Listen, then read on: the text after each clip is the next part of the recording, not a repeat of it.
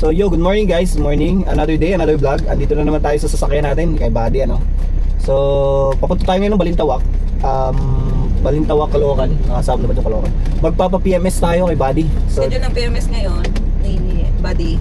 So, actually alas 8, alas 9 nga yun eh. Anong oras na late na kami? so ayun, delay na naman kasi napasarap ng inuman, ano, kagabi. So, napasarap ng kwentuhan ba? Not inuman, kwentuhan, napasarap ng kwentuhan. So ayun, Traffic pa. medyo traffic ngayon, nakatigil tayo kasi medyo ano, salamat kay Bossing na nag-comment na, "Oy, wine hotel." Tumigil kayo. So ayun, salamat sa iyo Bossing. Tama, kailangan natin tumigil habang nagvo-vlog kasi nga naman baka mareklamo tayo. So salamat tayo sa pag-comment na sa pagbigay ng suggestion, ano. Maganda, malaking bagay yan sa amin, ano. At least natututo tayo. So ayun, bago lang naman tayo nagvo-vlog, papunta tayo ngayon ng Caloocan, magpapa-PMS tayo ng sasakyan. So ayun, samahan nyo kami, tingnan natin kung saan tayo makakarating ngayon. Pagkatapos kasi ng PMS, biyahe tayo, lalamog. Ano naman kayang istorya ang mangyayari sa atin ngayon today? Ngayon So today. ayun, medyo maulan ngayon. Ingat tayo lahat sa biyahe, guys, ano. So yo, good morning guys. Andito na tayo sa Mitsubishi, sa Casa de Mitsubishi. So, magpapa-PMS muna tayo, Sa guys. PMS. Papa-condition muna natin si Buddy. Condition muna natin si Buddy. Dahil kailangan nating alagaan palagi yung mga sasakyan natin. Dahil isa siya sa kabuhayan natin. Dapat lagi tayong up to date sa maintenance, no? So right, baba na tayo, punta tayo ng reception para schedule magawa na yung yung dapat gawin sa kanya. Check up everything. So yun. Let's go. Ayan, si Buddy natin. Oh. Papa-check up yan, condition. So change oil, check ng So yun, pasok tayo reception. Ayun, magkakape tayo. So libre kape.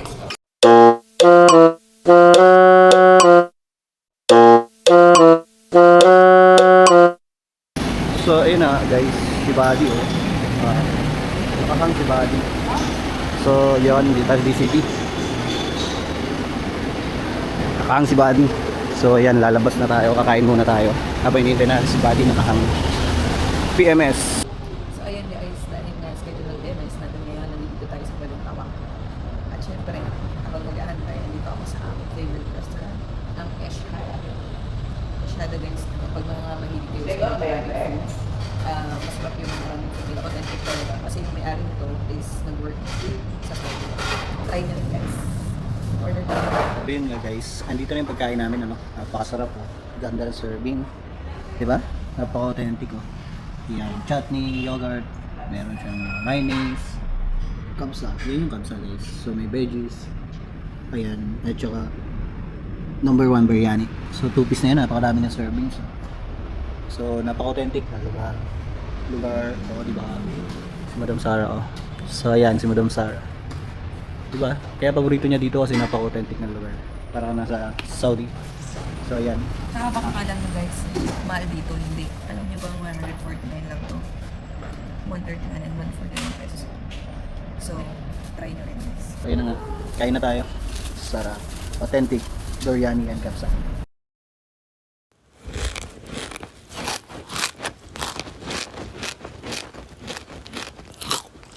So yun nga guys, hindi naman halata na gustong-gusto namin yung pagkain dito, diba? Simot, walang tira. Ultimos, walang tira. Diba? So, lagi ko nilook forward yung PMS namin, maintenance namin. Kasi every 1.5 month lang yun, or minsan every 1 month. Depende sa tinakbo ng L3.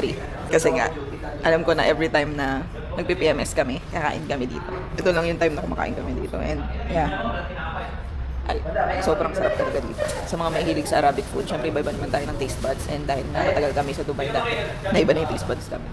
So mahilig talaga kami dito sa mga Arabic foods. And marami na rin kaming na-try na mga lugar, mga kainan ng Arabic foods or biryani Indian foods. Pero ito yung, so far ito yung best Arabic foods na natikman namin. Tama din? Number 1. So try nyo siya.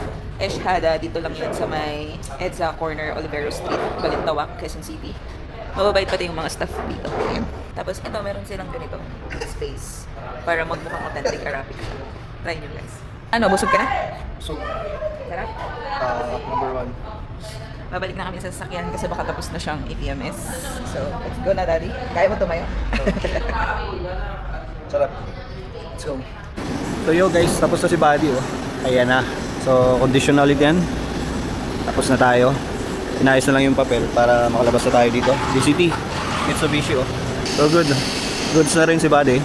Condition na ulit yan. So, ready for biyahe na yan. Lalamove. Alright. So yun na nga guys, nandito pa din kami kasi hindi pa tapos yan is yung sasakyan. Hello. So yun na nga, nandito pa rin tayo sa Mitsubishi DCT at hinintay natin yung sasakyan. Hintayin natin, tawagin tayo para may labas na natin si Buddy. Biyahe tayo pagkatapos nito guys. Biyahe tayo ng Apari. Wow. Apari yung ruta natin ngayon. Tayo natin. So, yo guys, ano na nga, tapos na kondisyon na si Buddy, okay na lahat. Ready to move na ulit si Buddy natin. So, ayan, biyahe na tayo, lalamove. Kasama natin si Madam Sara, samahan niyo kami sa biyahe namin.